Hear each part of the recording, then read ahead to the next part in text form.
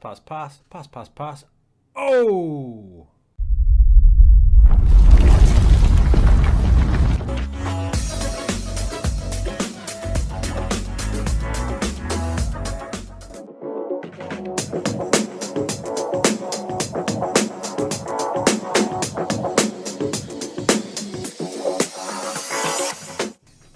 Episode 16 of Earthquake Resurrection Darlington. Here we go. Today we're going to show you how we're going to evolve our tactics to keep up with the championship.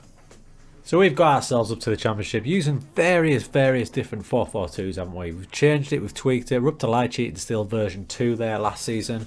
But we had a bit of a battle, didn't we? We conceded way too many goals. And the plan from the end of the last episode was always to evolve the tactic. Make it a bit more solid, a bit more aggressive in areas, just evolve it away from the 4-4-2. The title of the episode is When to Change Tactic, and this was the time to change it. When your tactic goes a bit stale and it doesn't seem to be working, as you step up the leagues, it's probably time to tweak things a little bit. Now this was a tricky decision for me because prior to the last season, before that we had 2 seasons where we scored 200 points and 200 goals. So to change and divert away from that was a big decision. But last season in the championship, we're not going to be able to attract the quality of player that other teams have got. A lot of people say it's the biggest step up you can get as you journey through the leagues is from League 1 to the championship. So to not have the quality of players to compete, we need to change tactic instead. So what does that mean for us? So we're still going to have the 4-4-2, the light cheat and still version 2 in our back pocket. But so far this season, I've only used it very rarely. We have transitioned, we have evolved. We've gone to a different type of formation with a different style of playing. Here it is. This is Razor's Edge. This is my 4-3-3 take. And after a lot of tweaking as the season's gone on, it's starting to fire. Now when you jump from a formation like a 4-4-2 into a different one like this, it's going to take a while for the boys to get used to it. And it did take us a while. We had to tweak things. A few player roles changed. Some team instructions changed. But now I think we've got it rolling. In a formation like this, there's key roles all over the place. Specifically down the left hand side there, look, I've got a wing back who's going to link up with my inverted winger and a Mazzala. So those three are going to cause a little triangle of terror down that side. To offset that, I've got an anchor man in there covering, cleaning up defensive midfielder. And I've got a deep line playmaker trying to bow it all together. You'll notice not many team instructions. We haven't complicated them too much, but a few of the players, for example, Williams there, we've got a few PIs going on, so we're going to get them to express themselves if it's the right players. Now this is my more aggressive tactic. If I'm holding on to a lead or I've got a particular tricky game coming up, I will revert to the version 2 of this one. Yet to name it properly. Flirted with it at the end of last season, didn't we? But this is the backup version of it. It's basically to hold on to a league. Just did a video about holding on to a league, just above there. But it's basically a much more defensive minded version of main Razor's Edge tactic. So we're a tiny team, we're punching above our weight in the championship. Last season we finished, God I can't remember, was it 17th? 52 points, we conceded 80 goals. How are we doing so far this season?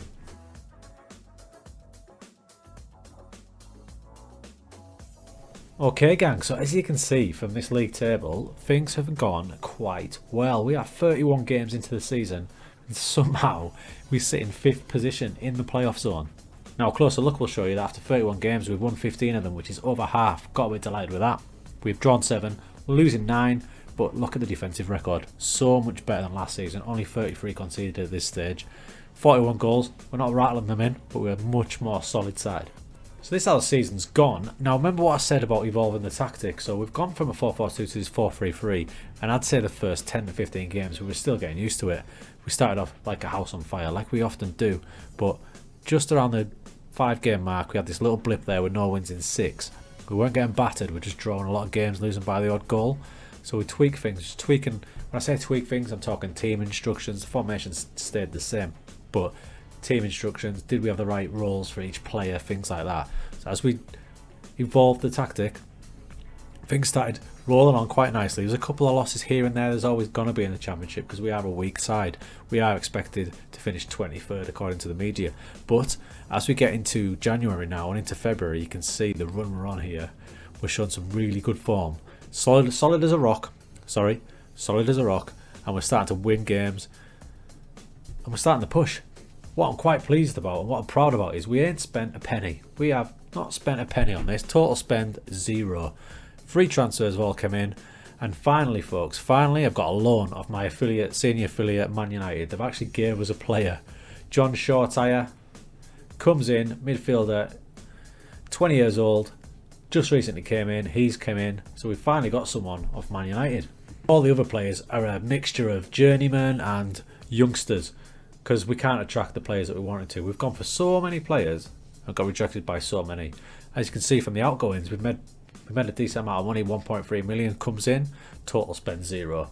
Balancing the books as we've got to, because we've got a stadium getting built. Now there is one little cheeky signing I have just made down the bottom there. Vincent Janssen. Remember him from Tottenham flop, but he's 34 years old now. Free transfer, comes in from a Mexican team, and he's got some decent little attributes. Still got a bit of class, a bit of touch of class. Obviously going to be good for mentoring. He's going to be the backup to Coyote. Now I only play one up front. If I do break it in the 4-4-2, there's Coyote's new partner. As mentioned, this is the tactic we're going with. Now, anyone who follows me on Twitter will know I'm experimenting with this centre-half pairing here with one Solomon on this case on cover. What I'm doing is, and it's starting to work, the other centre-half, in this case Maghoma, because Hockenhull's out injured, he gets man-marking the striker. Invariably, we're going against one striker. When we do, Maghoma marks the striker. So, Solomon covers. That's my theory. He's going to mark the striker out of the game. Any other through balls, Solomon's going to cover. It's always risky playing a cover centre back. It's not what I usually do. I'm experimenting with it. I'm evolving. So far, it's working.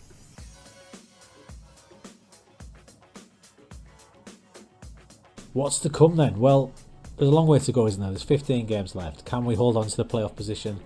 I don't know. I hope so. We're a little bit ahead of schedule, but it would be great. Now we have progressed, as I said, we've evolved. The little table you've got there is the conceded table, and currently we sit in joint 6th. Now if you think about last season, when we were finished joint 6th bottom, so you can see the progression of the club. It's the same story in other key metrics. Cross completion percentage, for example, we're 5th there as well. And it shows a new style of play we're playing, a more patient, probing, shorter passing game, by our pass completion ratio being 3rd in the percentages leading to passes completed, where we're 2nd. So you can see the different style. We've gone for that swashbuckling style of the 4-4-2 to a more patient, probing style, trying to keep hold of the ball a bit more. So we're 5th, and this video is coming out on Tuesday.